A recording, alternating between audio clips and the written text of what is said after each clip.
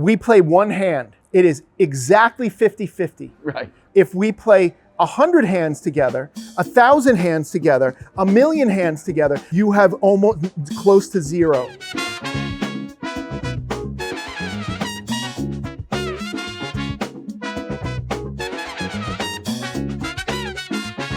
Jamie sometimes gets called a poker pro. Jamie was an amateur when he played, and he's a huge ambassador for the game. So that's why I think people confuse Jamie. But I'm not a 24/7. He's not a poker I don't pro. travel the world every month playing poker tournaments. I go to the World Series of Poker. I'll play in the Bahamas maybe once or twice a year in other places. Right. But otherwise, it's a fun hobby for me. I happen to be pretty good at it. And I take it very seriously. And I train every year to go back. And I cash in about half of my events, which is pretty good. And I've made 17 final tables, thankfully. So it's not just the one, But I am not a 24/7 poker professional. I'm a sports bettor. I'm an investor. Some people are just 24/7 poker players. And this is all they do all year round. And so what it means to them to win something like this, you can't even possibly imagine. So I want to go into this in a little detail because I don't think a lot of people understand this. When Chris Moneymaker won in 2003, it's the first time an amateur won something of this kind. And then almost everybody else who was starting to win were amateurs, and people learned how to play the game, and the poker boom started, etc. It's very funny. My best friends who are poker pros, the way Michael the Grinder, Michael's a poker pro, they would, behind closed doors, have the following conversation. Will one of us ever win this thing ever again? Yeah. And so the set of people who are most rooting for Michael to win are all the other pros. Right. Because it's almost a point of pride that a truly skillful professional can win up against 9,000 of the 10,000 people who are amateurs. Yeah. And that's an interesting piece of psychology, because you'd kind of think that the pros might be rooting for the amateur to win. No, the pros are rooting for the pro to win. Yeah. You can be set up that you have no shot, no matter how good you are, no matter what. And you can be set up that you're going to win, no matter how bad you are. And that's my point. Is in basketball, you can work on your game as an amateur all day long. Right. You could be in the gym from 5 a.m. to 11 p.m. every single day. And then when you get under those lights and you're with a professional, it's not like that. You don't have a shot. But you know what it's like? It's closer to golf, where if you have a golf game, meaning you can play well enough to compete, but you're not a 24/7 professional, you could have that one unbelievable day that everything rolls your way, you just have one round where you could beat all the best in the world. It can happen. If you're a good amateur, if you played enough holes, you'd probably eventually beat Tiger Woods at one of them. Right. Right. He'd beat you 99 times. Right. But you'd occasionally have that day where he hit the errant shot and you were perfect. And you hit your bird. There's more luck in poker than there is in golf, but at least it's closer than basketball or any of the other. But if I'm playing tennis, just to take it to the other, tennis, you got a guy with a 150 mile per hour serve. I have zero shot to even touch the ball. You're not going to win a game. I'm not going to get a point. I'm not only you might not even get a point. I'm not going to get a point. Right. And so that's where poker is on this continuum where there is significantly more luck than skill. Yes. But it's a subject of actually academic research. What percent of poker is skill and what percent is luck? People actually write academic papers on the percent. The easiest way to explain it is that, let's just say you've never played the game before, and I'm a professional. We play one hand. It is exactly 50-50. Right. Because if we're just going to turn over the cards, we're just going to see what happened. It's like flipping a coin. You're basically, because there's no reason to bluff or do anything like that. Right. We know we're only playing one hand, so we're both all in on one hand. Yeah. It is flipping a coin because the cards could go your way or my way. Okay, 50-50. Now, if we play 100 hands together, 1,000 hands together, 1,000,000 hands together, when you start getting to the 1,000 and more, you have almost close to zero.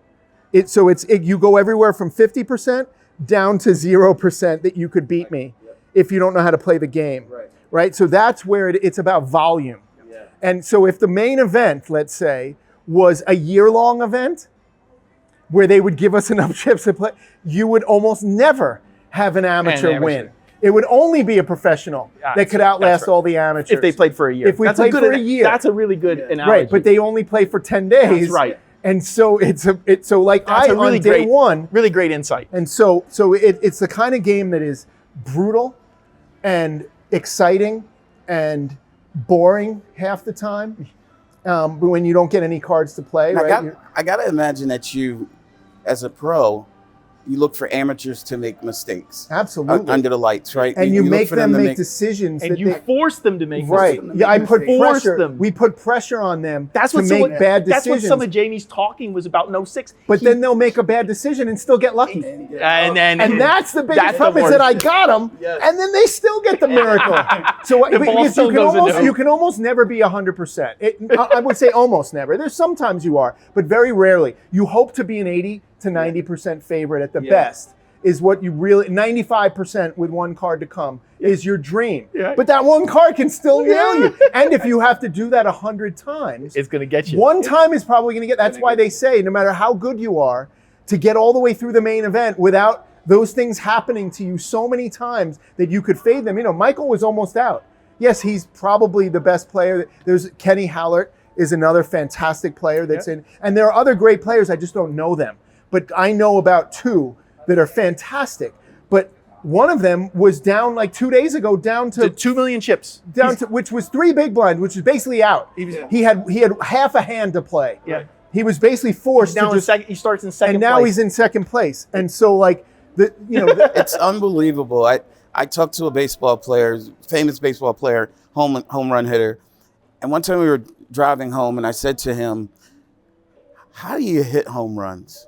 Like the ball's coming at." I had a professional pitcher during spring training. I said, I don't want the pitching machine. I want you to pitch me one, just so I could see what it feels like. He said, it's going to feel like it's coming right at your eyes and you're going to jump out the box. I said, just throw it to me. I said, give me something like high 80s. And he threw it, and he was not lying. I could see the stitching coming towards me. I get out of the way, and it's a strike, right? And so it was on my mind for a long time. We're going back to the condo, and I said to the hitter, I said, how do you hit home runs? And he goes, I don't hit good pitches, I hit mistakes. Yeah, right. And that pitcher makes a mistake. I'm glad you brought that up. You wear them down. One of the best lessons I was that's ever a great- taught when I first started playing by one of the greatest players ever was that you do not make your money on because you're such a great player and you make great plays. You make your money because other people are making mistakes. And if you make less mistakes than they do, you're going to be a winning poker player. And he said that's really all it comes down to, is make less mistakes, wait for them to make mistakes, and that's when you get paid off. Can I take a guess? Because who people told you are that? always trying to be the greatest. Like, you can't make a great play on somebody who doesn't know how to play. Being a legend of the game, having years under your belt, let's go back a little bit to when you first fell in love with poker, when you started, how did you start, when did you start, and when did you say, this is where I'm taking my life in this direction? All right, so I started playing when I was 3 years old because my mom Good and I... good upbringing. parenting. Good upbringing. Yeah, it was. Yeah, It good was. Well, upbringing. my mom, had no money, and she was living with my grandparents, which, as a child, is a huge bonus, right? You don't know that you don't have money. You don't know that you're living in one room, and you don't know, right? As a kid, all you know is that you have love. Yeah. And so and grandparents give you that unconditional love. And so I was very lucky, not financially, but very lucky emotionally to grow up with my grandparents. And my mom was working. She was a teacher in Harlem. I think the only white woman at the time in Harlem. So, she Maybe had she's our mom's sister. she had certain challenges. Could be. Certain challenges, but we lived in Manhattan with my grandparents, and my grandfather was a master gin rummy player. And every Friday night, Saturday, and Sunday, they would have they used to go to, they would have like 5 guys that would always play in the game together, and they would go to each one of their apartments every other week. They'd change, but as soon as they had me in the apartment, they didn't want to leave. And this way they could take care of me and my mom could have, a little bit of a life. And so the game would always be in my grandparents' apartment. So my what I remember most of growing up was that I would sit on my grandfather's lap. I would learn how to play cards, and then they would tell this story. I don't know if it's true or not, but they would say that I learned the game so quickly that I would go around and basically like sit with each one of the players and teach them how to play better against my grandfather, because I learned how he was playing against them. And I would say, yes, to what they were doing. And, you know, they're probably making up these stories to make, oh, cute little kid could tell these guys how to play. And maybe they were just being kind to me, because I can imagine how annoying that might be to have a little kid doing this. But at least that's the story that they tell me of where my card sense came from. And then we would just always play. I would play with my friends growing up. I would go to summer camp every summer, from the time I was 6 until I was about maybe 16. So for 10 years, every summer, my friends would remind me that we used to play for candy, because that's all you would get. You know, they had no money, but our currency was, you could go to the canteen and you would get like 2 candy bars and a soda, and so we would play for our candy. And they say that I would have this trunk full of candy because most people were not very good card players. And then I would just give it back to everybody. And so I'm going to say that I want to say this about Jamie, that I don't think Jamie obviously is got a huge public persona now. And I think a lot of people have an opinion about Jamie because they see him on TV. Jamie is genuinely one of the nicest, sweetest demeanored people around. So when he tells the story about how he gave away all the candy, like that's the picture I want the public to understand. That's the picture you should have of Jamie Gold. He won, but he gave all the damn candy away, even when he was a little kid. And this comes back to my kid, Zach, who you two both know really, really well. Zach loves Uncle Jamie. Yes, and Zach, I love him. And Zach, when Jamie comes into town, Jamie comes and gives the neighborhood kids a lesson in poker in our basement. It's the coolest thing. It's cool. But I got to tell you, Zach also took me down. Zach beat me in PLO. What's the story? Zach beat me in PLO. I want to make sure you hear my favorite story. So yeah, look, Zach's a legit player. Like being taken down by my 14-year-old son is like there's no foul in that. He's good. But my spot where I really get to rip Jamie invited me to be on Poker After Dark. And it was the first time I ever got to be on live poker, mic'd up, high stakes. I mean, it's a rush, right? It's a rush. Yeah. And like 30 minutes later, you know what the guy had. It's crazy. And so we're on the live stream, and it's Daniel Negreanu, it's Frank Casella, it's Alex Harlow, it's Galfond. Yes, Farrah Galfond. Farrah Galfond.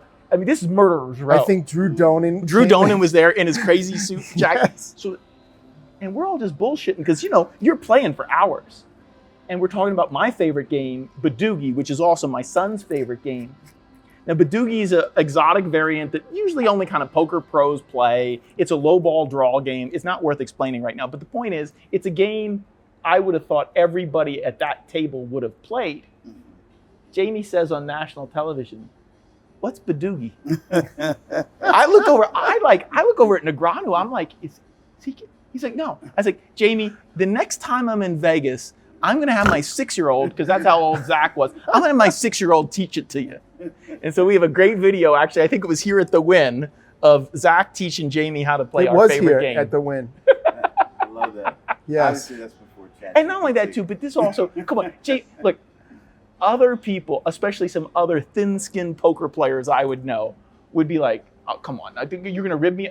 Like, he graciously gets the lecture from my 6-year-old son. I mean, come on, Jamie. Great. I'm just saying, there aren't a lot of people built like that. You can Brooks. learn from anyone, anytime. I'm a sponge for information, and I know what I don't know. And I'm very clear that I do not know everything about poker or anything in the world. And I think that there are too many people who think they know everything. And it's sad that it limits them from growing. Because they just think, well, I already know everything. I don't care how old you are. Yeah. Even if you're just a poker player, just a no-limit hold'em player, you are on a journey for life if you are trying to get better. You can never master the game. That's one of the beautiful things about the game, is that you can always be better. And the game is constantly evolving and changing. Before we let you go, I see you're all decked out with one of my favorite companies That's on right. Yes. on your hoodie, on your Yes. Jamie is representing our buddy Senny, Edge Boost. Tell us about Edge and how we got you involved, why you got involved in the company.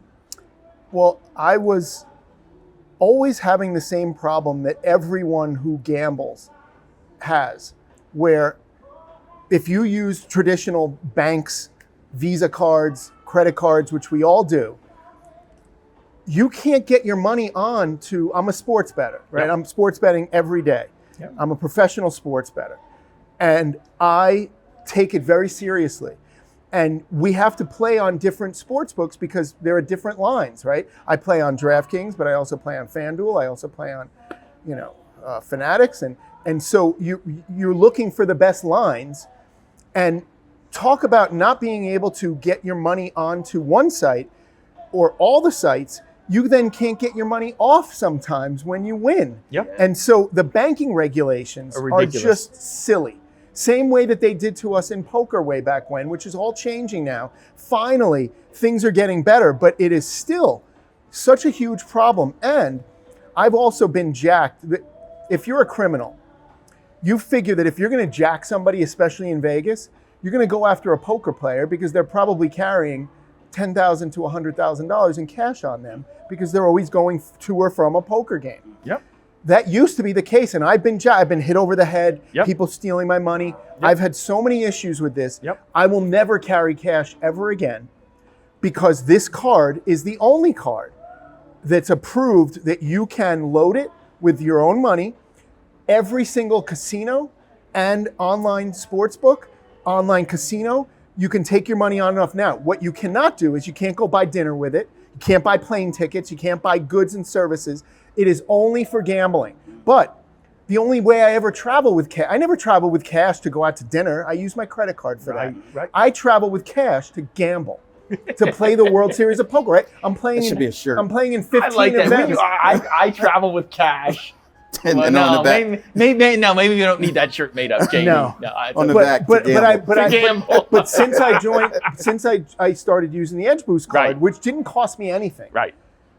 It's a game changer. it changes my life. It's so a now game I do changer. not. And by the way, if you are traveling through an airport, all the issues with immigration and everything that they're worried about. If you travel with serious cash, it doesn't matter if you're a professional poker player.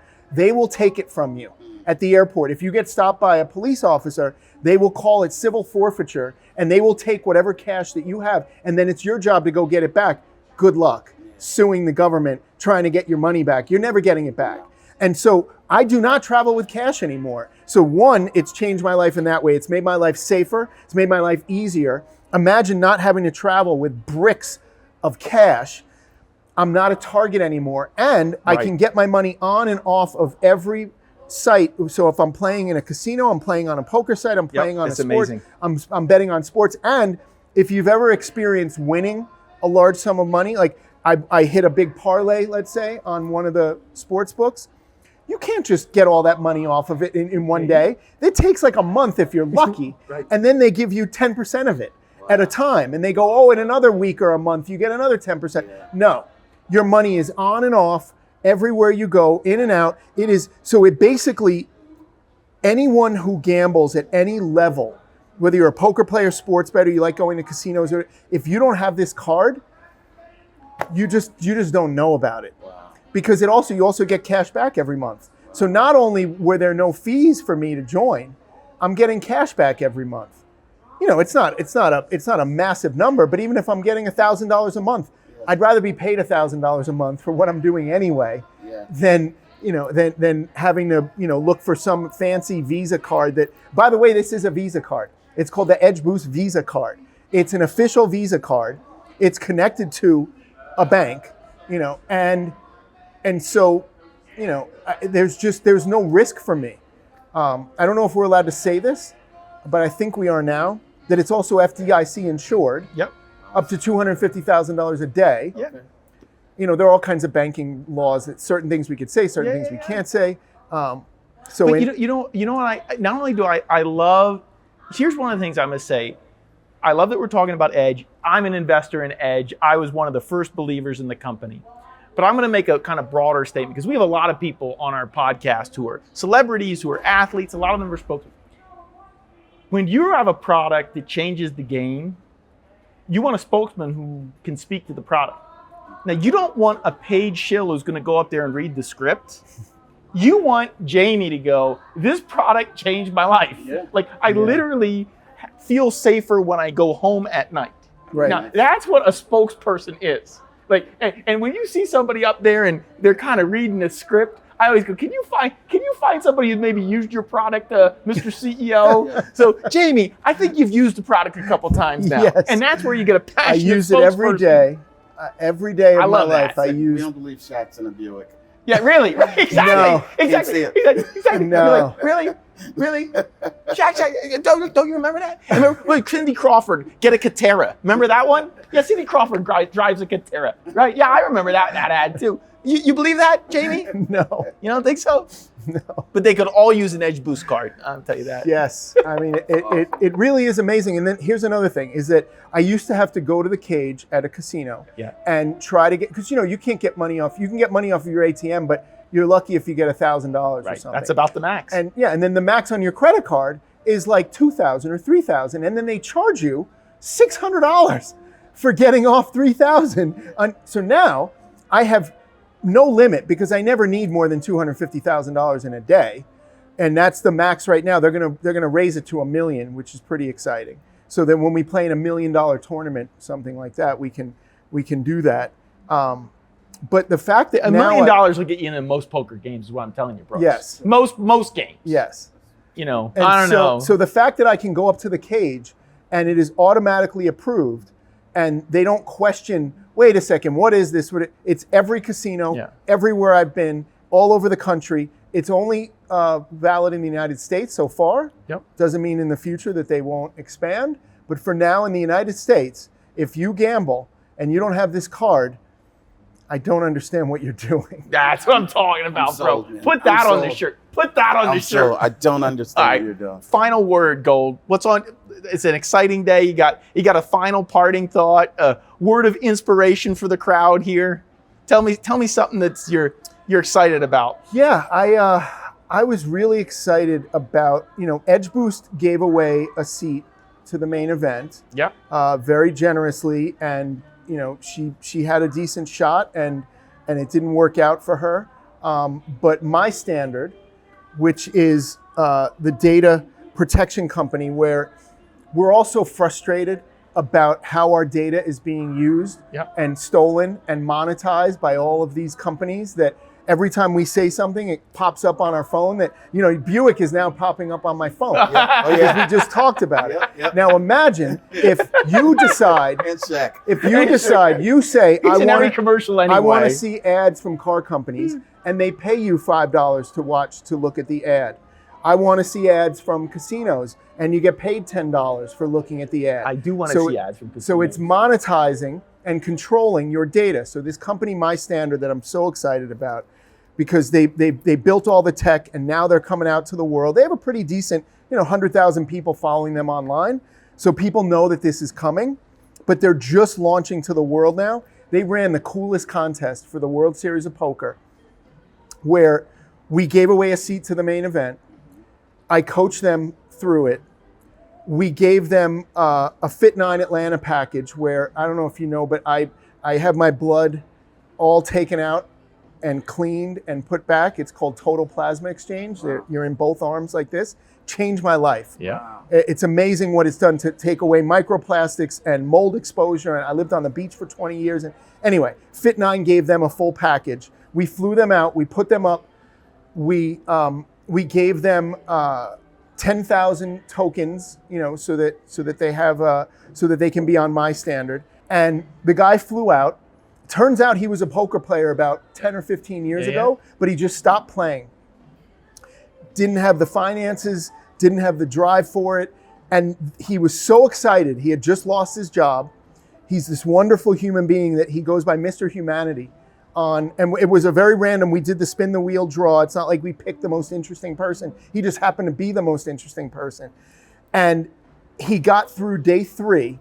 I'm out instantly, as I told you on day 1. I had no chance. but now I'm coaching him through on day 3. Yep. He was maybe 3 hours from the money, which means like real money. You get $15,000 just for cashing, and then you play for it all. And things just were not going his way. But he was such a great ambassador, and they did these great stories on him. Poker News covered it, and they did these pieces on him, and they were filming him. The World Series of Poker gave him all kinds of attention. It was and some so great coverage. That made my World Series main event. You know, besides my friend that might win it, which is so amazing. Well, we got to listen, Jamie. We're rooting for you, Michael. We got to get you over to that. We got to get you over to the final table. But I'm going to say one thing here at a personal level. I want to thank you, Jamie, for being on it. I'm glad you finally got to meet my brother, Derek, by the way. I'm glad you finally. I've been watching. You've been fantastic. I've been learning from you guys. Like you not only, you do such a great job because look, there are so many podcasts out there. Right. If people are watching yours, they get to be educated. They get to learn about finances. They get to hear these incredible inside stories of sports and gaming. And then they get to hear from your personal experiences, which you guys are a wealth of information and knowledge and education and experiences. And there aren't that many great podcasts out there. And yours is fantastic. Thank you, bro. I'm thrilled. Listen, thank you for that compliment. And I want to thank you. I want to say one thing. Jamie talks about how he gets the plasma, the whole thing, and he eats super healthy. You don't know this. I've been friends with Jamie a long time, and Jamie went through a little bit of a rough patch. A friend of mine called me and said, Jamie's not going to make it a couple of years ago. Oh, wow. So I went through the process of thinking we had lost this guy. Wow. And so the fact that he's here as vibrant, as healthy as he is on this show makes me a very, very happy person. Yeah, that is true. I flatlined in the hospital twice. So, I wasn't supposed to make it during COVID. Yeah. I had the worst of it. And then they tried to put me on a ventilator. Every single other person that I was in the hospital with that went on the ventilator expired, and I refused it. Yep. And that was the one thing that I got very lucky that if they put me on a ventilator, they were just gambling. They didn't know what to do. Yep. It wasn't their fault. They were just guessing. Nobody knew how to help anybody. Yep. So the people looked like they were dying anyway. I looked like I was dying anyway. They might as well give me a chance with the ventilator. I didn't want to take that chance. So I got lucky there. And then I put a lot of time, a lot of energy, a lot of money into becoming now fully healthy again. And so thank you so much because yes, you were one of the people that was calling and so kind and supportive. You don't ever want to get that phone call. Yeah. And it's rare that you get to be able to tell this story instead of the other one, right? Right?